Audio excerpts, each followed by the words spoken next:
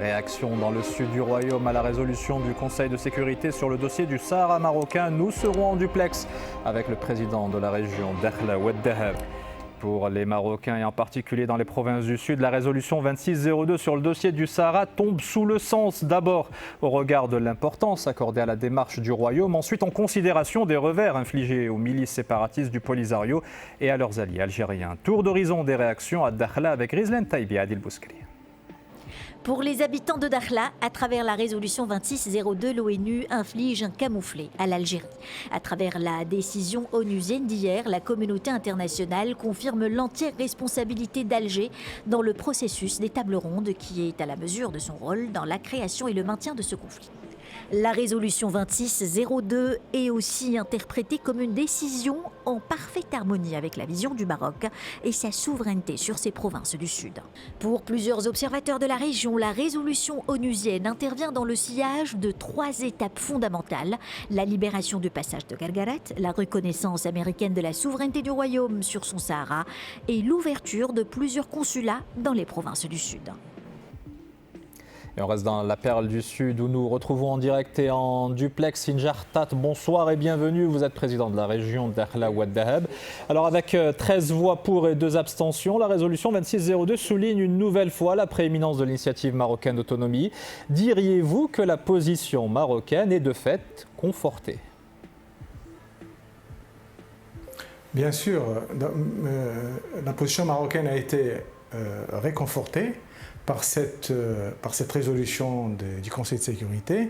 Comme vous savez, depuis 2007, le Maroc a fait une proposition, a présenté son initiative d'autonomie aux Nations Unies, au Conseil de sécurité.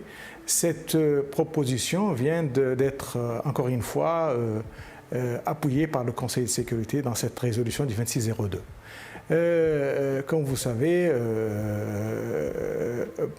on n'a parlé que d'une solution politique, solution mutuellement acceptable et bien sûr, donc tout ce qui est référendum a été pris comme irréalisable et comme c'était le choix du référendum qui a été appuyé par l'Algérie et le Polisario n'a pas été adopté par le Conseil de sécurité.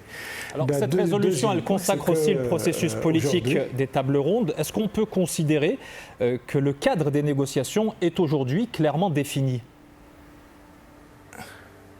Bien sûr, le format a été clair et les participants ont été aussi définis. Comme vous savez, l'Algérie a déclaré a priori qu'elle ne participera plus aux tables rondes. La réponse vient clairement du Conseil de sécurité comme étant que le format des tables rondes est l'unique issue et cadre de travail pour trouver une solution à ce problème. Et l'Algérie est une partie prenante. Elle a été citée 5 fois, autant que le Maroc, pour participer à cette table ronde. Donc c'était un revers qu'a reçu l'Algérie. Et le Maroc se réconforte de cette résolution du Conseil de sécurité. Comme vous savez, la délégation marocaine, le Maroc a réitéré sa volonté à participer à ces tables rondes. Et comme vous savez, la participation des élus sahraouis a été éminente lors des négociations passées. Je pense que nous y serions aussi, Inch'Allah. Dans son dernier rapport sur le dossier du Sahara, le secrétaire général de l'ONU, Antonio Guterres, a souligné l'importance des investissements réalisés par le Maroc dans les provinces du Sud, notamment à Dakhla. Quelle lecture est-ce que vous en faites, notamment en tant que président de la région ? Le contexte exactement historique de cette résolution est clair sur le terrain. Comme vous savez, il y a eu un processus de développement qui a été enclenché par Sa Majesté depuis 2015, le nouveau modèle de développement des provinces du Sud, auquel a été alloué un budget considérable. Aujourd'hui, on voit sur le terrain que ces régions, les régions du Sud, connaissent un développement spectaculaire Et bien sûr, cela a été signalé par le secrétaire général dans son rapport. Mais aussi, comme vous savez, il y a aussi un processus politique sur le terrain. La présence des consulats des pays à travers le monde, ici à Lyoun, à Dakhla, réconforte aussi la position marocaine et la reconnaissance des États-Unis qui vient pour couronner ces acquis diplomatiques et réconforte encore davantage le Maroc dans sa voie de développement, dans sa voie de développer ces régions du Sud et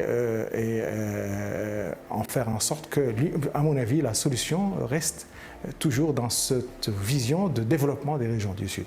Merci beaucoup Injartad, président de la région Dakhla Oued Dahab.